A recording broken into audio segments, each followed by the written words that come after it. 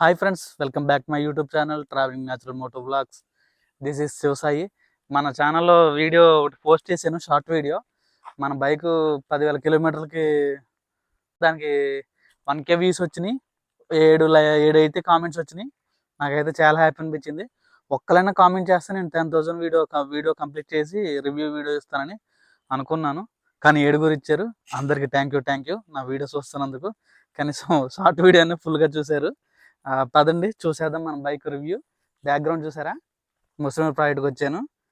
ఇదిగోండి కర్ణాటక దగ్గరలో, అందుకు దాని గుర్తుగా ఇది వేయించాను. ఇది మన యూట్యూబ్ సింబల్. ఇది వచ్చేసి insta travelling natural moto vlogs, ఇది మనది ఛానల్ నేము. అలాగే ఇన్స్టా ఐడి కూడా ఇదే. మొదటగా చెప్పాల్సిన పాయింట్ ఏంటంటే లాంగ్ ట్రావెల్ సస్పెన్స్ అనమాట మన బైక్కి. ఇది ఎంత అంటే మన బైక్కి ఫ్రంట్ నుంచి బాగా లుక్ ఇవ్వడానికి ఇదే మెయిన్ కారణం, ఈ సస్పెన్షన్. ఇది ఎంత అంటే ఈ బైక్ మనకు కనబడుతుంది కదా, ఇది పైన ఫ్రంట్ మడ్ గార్డ్, ఇది ఇంత దగ్గరికి వెళ్ళేంత వరకు కూడా అంత సపోర్ట్ చేస్తుంది అనమాట. మనకి బాగా అప్స్ కానీ రాళ్ళు కానీ అసలు ఏం తెలీదు. సస్పెన్షన్ అంత బాగుంటుంది ఈ ఫ్రంట్ది. ఇది ఒకటి చెప్పుకోవచ్చు మెయిన్గా. ఇంకోటి ఏంటంటే లైట్. ఇదిగోండి మనకి లైట్ కనబడుతుందా, ఇదైతే మనకి నేను 2V బల్బ్ చూసాను, 4V బల్బ్ కూడా చూసాను మన ఎక్స్పల్స్లోనే. సేమ్ దాంట్లో ఎంత అప్గ్రేడ్ చేయలేదు లైట్లు. వాళ్ళు ఇంకో ఎక్స్ట్రా ఇటువంటి లైట్స్, అలాగే చాలా లైట్స్ ఎక్స్ట్రా యాక్సెసరీస్ లైట్స్ అన్నీ వేసుకోవాల్సి వచ్చింది వాళ్ళు లైటింగ్ కోసం. మనకైతే అటువంటి బాధ ఏం లేదు.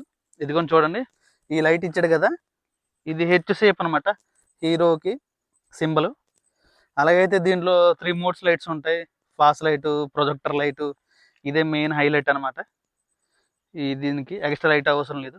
నేనేంటంటే ఈ షోయింగ్ కోసం ఇదిగోండి చిన్న ఫాగ్ ల్యాంప్స్ వేయించాను, జస్ట్ షోయింగ్ కోసం, ఎల్లో కలర్ లైట్లు. అంతలోకి ఇది ఒకటి ఊడైపోయింది, ఇంకోటి బాగానే ఉంది, పనిచేస్తుంది. అది ఇంకో థర్డ్ పాయింట్ వచ్చేసి మెయిన్గా చెప్పాలంటే ఫ్రెండ్స్, దీని బాడీ, దీని స్ట్రెచ్చరు. ఇది కొంచెం చూసారా, ఎంత మనకి రాళ్ళు అప్పులు ఎక్కినా మనకు అంతలా తెలియదు అనమాట. దీని బాడీ, దీని బిల్డ్ క్వాలిటీ అనమాట, చెప్పవసరం లేదు. నేనైతే దీనికి 100% ఇస్తాను హామీ, ఖచ్చితంగా. ఏం జరిగిందంటే రీసెంట్గా ఒక రోజు నేను స్టెప్స్ ఎక్కిస్తుండేను, ఆ దగ్గర చూసుకోలేదు, పక్కన పెద్ద గొయ్యి ఉంది, 5 feet అంత గొయ్యి ఉంది.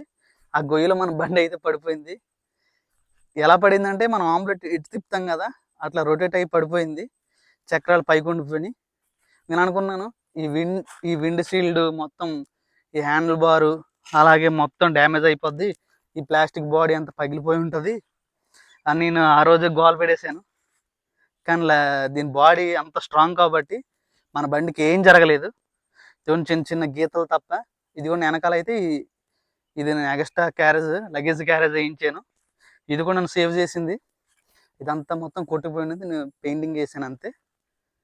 హ్యాండిల్ బార్ అయితే కిందకు వంగింది కానీ ఇరగలేదు. ఆఖరికి ఇది విండ్ షీల్డ్ ఉంది కదా ఫ్రంట్ది, ఇది కూడా ప్లస్ అని చెప్పుకోవాలి. ఇది ఆఫే ఉంటుంది నార్మల్గా 4V బళ్ళకి కొన్నిట్లకి. తర్వాత నుంచి 210 వచ్చే ముందు మనకి ఈ బండి లాంచ్ అయిందనమాట.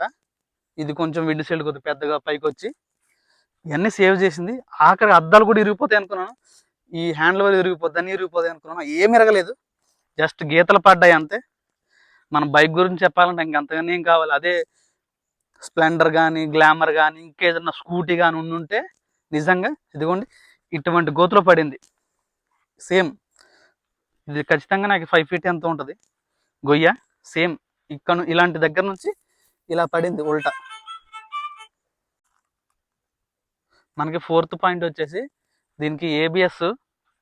నిజంగా ఏబిఎస్ అంటే చాలామంది తెలిసే ఉంటుంది, కొంతమంది తెలియదు.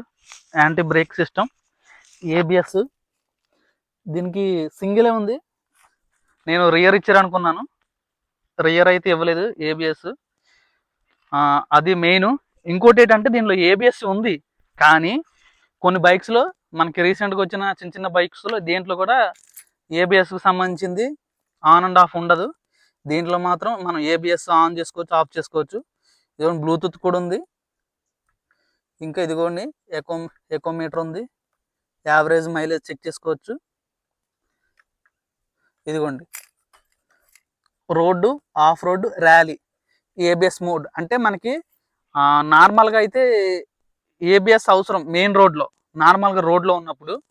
ఆఫ్ రోడ్లో ఉన్నప్పుడు ఏబిఎస్ అంత వర్క్ చేయదు, ఎందుకంటే వెంటనే బ్రేక్ పడాలి కాబట్టి. ఒకవేళ పక్కన లోయ ఉన్నా, ఇలాంటి గోతులు ఉన్నా, ఏమున్నా ఏబిఎస్ ఉన్నా ఆన్లో ఉందనుకోండి, బ్రేక్ పట్టి వదిలేస్తుంది. అలాంటప్పుడు ఇక్కడ ఏం జరుగుద్ది, బండిలు కిందకి వెళ్ళిపోద్ది.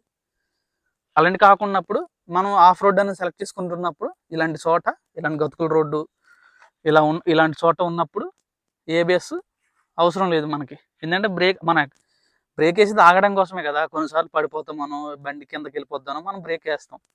అలాంటిది ఏబిఎస్ ఆన్లో ఉంటే అంతలా పని చేయదు అనమాట. అది బ్లూటూత్ ఉండి, నావిగేషన్ ఉంది, చాలా ఉన్నాయి. ఇదిగోండి ట్రిప్ 1, ట్రిప్ 2, యావరేజ్ కిలోమీటర్స్, ఎన్ని అవర్స్కి ఎన్ని కిలోమీటర్స్ ట్రావెల్ చేయగలం, ఆ డేటు, టైము, ఆర్పిఎం, పెట్రోలు, ఇవన్నీ చూపిస్తుంది. కానీ నాకు ఈ డిజైన్ అడ్వాంటేజ్ ఏంటంటే, మెయిన్ నాకు ఇది చిన్నగా అనిపించింది. మీటర్ చూసేది, ఇది డిజిటల్ మీటర్, ఇది మొత్తం ఇది ఒకటే నాకు చిన్నగా అనిపించింది. ఇంకోటి అంటే 5th పాయింట్ ఏంటంటే, దీంట్లో ప్లస్లో హైటు. ఈ హైటు, ఇంత హైట్ ఎందుకు ఉందని ఈ సస్పెన్షన్ తగ్గించేసుకోవచ్చు మనం. ఇది మన చేతిలోనే ఉంటుంది. దీని రెంచ్ కూడా దీంట్లో ఉంటుంది సీట్ కింద. నేను తగ్గించేసుకోవచ్చు కదా అనుకున్నాను, కానీ పోను నాకు అర్థమైంది. ఇంకో ప్లస్ చెప్తాను, దీంట్లో 200cc బైక్స్లో దేన్నన్నా సరే కిక్ రాడ్ ఉండదు. కిక్ రాడ్ అయితే ఉండదు, మీరు చాలా బాగా చూసుకోవచ్చు. మన బైక్ ఉంటుంది, అదే ప్లస్. ఎప్పుడన్నా వర్షంలో కానీ దేంట్లో కానీ బ్యాటరీ డౌన్ అయిపోయినప్పుడు, కూలింగ్ వెదర్లో మనకి కిక్ రాడ్ అయితే యూజ్ చేసుకొని మనం ఈజీగా వెళ్ళిపోవచ్చు. అది దీని ప్లస్ పాయింట్స్. మైలేజ్ కూడా 40 అంత వస్తుంది. నేను అది కూడా మీరు కామెంట్ చేస్తేనే నేను మైలేజ్ వీడియో ఇది నేను పెడతాను, మీకు చూసుకోండి. మరి ఈ బైక్ గురించి తెలుసుకోవాలనుకున్న వాళ్ళు ఎవరైనా తీసుకోవాలనుకుంటే చూడండి. మరి ఇప్పుడు వచ్చేసి మైనస్ పాయింట్స్కి అయితే మనం వెళ్ళిపోదాం. ఈ బైక్లో 8 మైనస్ పాయింట్స్ అంటే మెయిన్గా చెప్పాల్సింటే హైటే ప్లస్ అన్నాను, ఇప్పుడు మైనస్ అన్నాను. ఎందుకంటే నాకన్నా 5 feet కన్నా ఇంకా డౌన్ ఉన్న వాళ్ళు ఈ బండి తీసుకోవడం వేస్ట్. ఎందుకంటే ఏదన్నా ఆఫ్ రోడింగ్ టైంలో, ఏదన్నా సమయంలో గోతులు ఉండొచ్చు, మనం దాటేస్తాం అనుకుంటాం, కానీ దాటనప్పుడు ఏం జరుగుద్ది, మనం బ్రేక్ వేసేస్తాం, బండి మధ్యలో ఉండిపోద్ది. ఇలా కాలం అనుకోలేం, బరువు అనలేం, దెబ్బ అయిపోతాం. అదొకటి మెయిన్గా దీంట్లో మైనస్ వచ్చేసి. ఇంకేంటంటే దీంట్లో ఇద్దరికన్నా కంఫర్ట్గా ముగ్గురు వెళ్ళలేము, ఎందుకంటే ఆఫ్ రోడింగ్ బైక్ కాబట్టి. ఇలాంటి క్యారేజ్ ఉంటే వెళ్ళిపోవచ్చు ముగ్గురు, కానీ సస్పెన్షన్ ఇంకా బాగా కింద ఫ్రీగా ఉంటుంది అనమాట సస్పెన్షన్. అదొకటి బాగా డౌన్ అయిపోద్ది, కొంచెం డ్రైవర్కి ఫీలింగ్ అవుతుంది అనమాట, ఎక్కడ ఏదన్నా తగిలేస్తుందేమో, ఏదన్నా బాగా డౌన్ అయిపోయింది కదా అని. అలాంటి ప్రాబ్లం ఏముండదు. ఇంకోటి వచ్చేసి దీంట్లో మెయిన్ సౌండ్ వచ్చేస్తుంటుంది. ప్రతి 500 kilometers ఒకసారి చైన్ క్లీనింగ్ చేసుకోవాలి ఖచ్చితంగా. చేసుకుంటేనే చైన్ పర్ఫార్మెన్స్ కూడా బాగుంటుంది, లేదా సౌండ్ వచ్చేస్తుంటుంది. పక్కన పోయేవాడు కూడా మనల్ని చైన్ సౌండ్ వస్తుందా అని చెప్తూ ఉంటాడు. సౌండ్ ఏంటి అని పక్క వాళ్ళతో అనిపించుకోవాలని అవసరం మనకు లేదు. కాబట్టి మనం chain looping any time 500 kilometers ఒకసారి చేయించుకుంటే చైన్ పర్ఫార్మెన్స్ బాగుంటుంది, చైన్ లైఫ్ టైం కూడా చాలా బాగుంటుంది. అది నా ఉద్దేశం. అది ఇంకోటి ఏంటంటే, దీనిలో కూలింగ్ టైల్ కాదు, ఎయిర్ కూలింగ్ అనమాట. దీంట్లో ఇదిగోండి ఎయిర్ కూలింగ్. దీనికి గార్డ్ ఉండాలి. నేను అనుకున్న బండి తీసుకున్నప్పుడు స్టార్టింగ్లో ఎయిర్ కూలింగ్ అవతల వైపు ఉంటుందేమో, ఇది క్రాష్ గార్డ్ ఉంది కదా పర్వాలేదు అనుకున్నాను, కానీ ఇది ఎయిర్ కూలింగ్దే బయటకే ఉంది. చూడండి ఫ్రంట్కే ఉంది. గట్టిగా ఎనర్జీ తగిలితే ఇది ఇరిగిపోయే సమస్య ఒకటి ఉంది. అది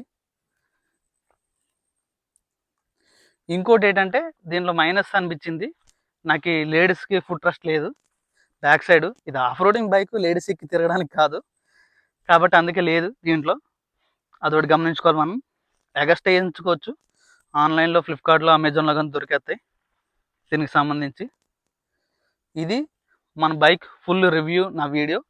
దగ్గర దగ్గర 9 నెలలు అయిపోతుంది మన బైక్ తీసుకొని. ఇప్పటి వరకు 10,000 కిలోమీటర్లకి 10,000 ఖర్చు పెట్టుంటామేమో పెట్రోల్కి. అంత అవి ఉంటుందా? 10,000 అయితే ఖర్చు పెట్టున్నానులే, కానీ దగ్గర దగ్గర ఇప్పటి వరకు నా బండిలో ఒక 5-6 వేలు అయితే నేను పెట్రోల్ పోయించుంటాను. అంత మించి ఎక్కువ పోయించలేను. పోయించకపోయిండవచ్చు, కానీ నా బైక్ అయితే అంత మెయింటెనెన్స్ అయింది. 10,000 కిలోమీటర్స్ వస్తాయి. మనం అంత 10,000 కిలోమీటర్స్ కంప్లీట్ చేయడానికి అంత మెయింటెనెన్స్ అయింది. నా రివ్యూ వీడియో ఎలాగైతే మీకు అనిపించిందో కామెంట్ చేయండి. అలాగే మన ఛానల్లో ఎవరైనా కొత్తగా వచ్చి చూస్తున్నట్టయితే ఇప్పటి వరకు లాస్ట్ వరకు చూస్తుంటే నా వీడియో థ్యాంక్ యూ. సబ్స్క్రైబ్ చేసుకొని బెల్ ఐకాన్ ఆన్లో పెట్టుకోండి. నాకు కూడా హెల్ప్గా ఉంటుంది. నేను తీసే ప్రతి వీడియో కూడా మీకు నోటిఫికేషన్ వస్తుంది. అలాగే లైక్ చేసి షేర్ చేయండి. అలాగే ఈ బైక్ ఎవరైనా తీసుకోవాలనుకుంటే నాకు ఫస్ట్ మన వీడియో చూపించండి. చూపించిన తర్వాత తీసుకోవాలి, నేను మెయింటైన్ చేయగలను అనుకుంటే తీసుకోవచ్చు, దానికి నో ప్రాబ్లం. ఉంటాను మరి. ఫస్ట్ మన వీడియోకి సబ్స్క్రైబ్ చేసుకోండి, కొత్తగా వచ్చిన వాళ్ళు మర్చిపోకండి. Bye bye.